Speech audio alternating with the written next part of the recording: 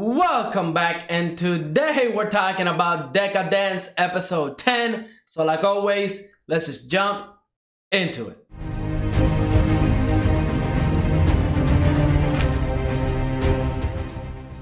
This episode is essentially setting up the next two final episodes, and I have to say, I am enjoying this last little final arc of this anime. This is an anime original, so everybody is on the same boat. We don't know where this is headed, right? We don't know where this story is going to end. We have to wait till the whole anime is over. And I'm kind of cool with that, right? I'm glad when they do anime originals, especially when the story and stuff like this anime is doing kind of, grabs my attention, and I really am enjoying the story. I will say, even though we're on episode 10, I really kind of wish that they would not have done the whole cyborg thing, right? Because at the end of the day, those cyborgs, and they're playing the whole Deca-Dence game with what happened in this episode at the end, kind of brings the story down, right? Like the whole sense of danger. Like when that scene happened, I was kind of shocked by it, but then I remember, well, nothing really should have happened, right? Because at the end of the day, that's just an avatar, and that was the case. But we're gonna talk about that later. Let's kind of break the episode down and talk about some of the stuff that I really enjoyed about this episode.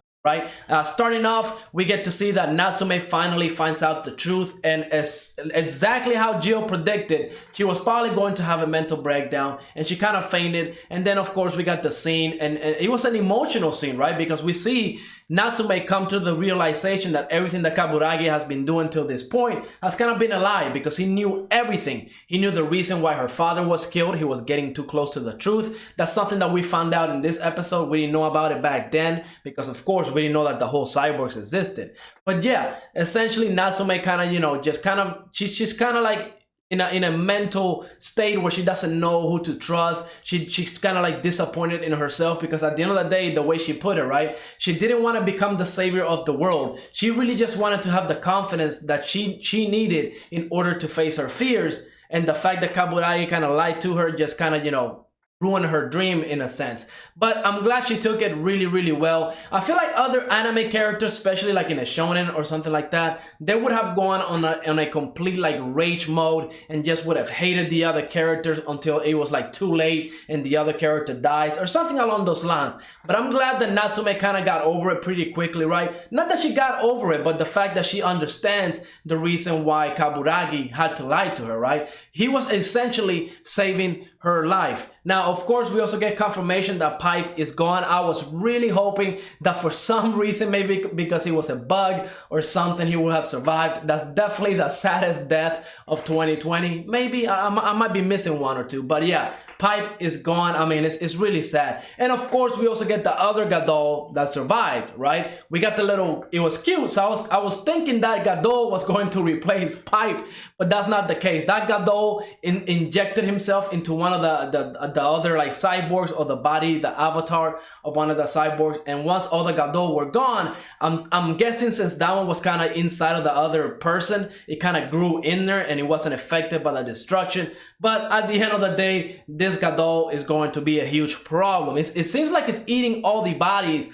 of all the dead gears and stuff like that, to the point where it just became huge. I mean, absolutely huge. Now, again, another great moment, of course, for me in this episode was Natsume reading the letter that Kaburagi left. And it was a very touching letter, because it was like another goodbye letter, right? The cyborgs escaped the poop factory. They're in the run. They go into a hideout. And, we see that it was confirmed that all of them are 100% bugs. So they're probably going to be killed on sight along with Natsume. So Kaburagi is trying to log in to pretty much just save Natsume, and that's when she's reading the letter and just understands the side of Kaburagi, why he did what he did, right? He was trying to explain to her that he didn't really have any meaning in life until he found Natsume, a bug. He wanted to see how she would live her life in a situation where the whole world is essentially doomed for her. And that's the reason why Kaburagi wanted to leave. Again, this episode did a very good job setting up all the emotional scenes.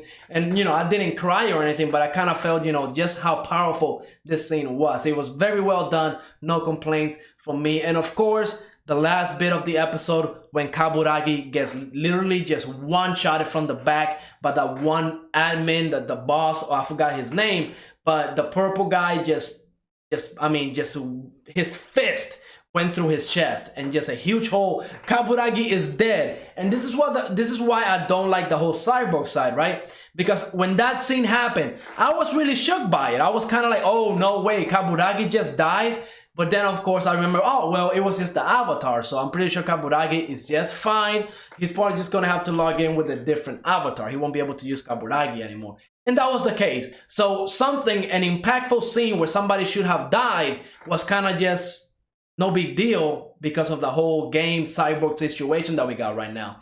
Now, Natsume, on the other hand, that's still a big mystery. I want to see how she gets out of this one, because so far, I don't see a way, right? Unless the other female tanker, that's one of the gears, she might be the only one that can put up a fight against this dude for right now, but I feel like she's probably going to die as well, and she's gonna be a permanent death if she fights that dude. But we're gonna have to wait and see. 2 episodes left. I cannot wait for them. But like always, let me know what you thought of this episode. Go ahead, leave a like, subscribe, and I will see you on the next episode.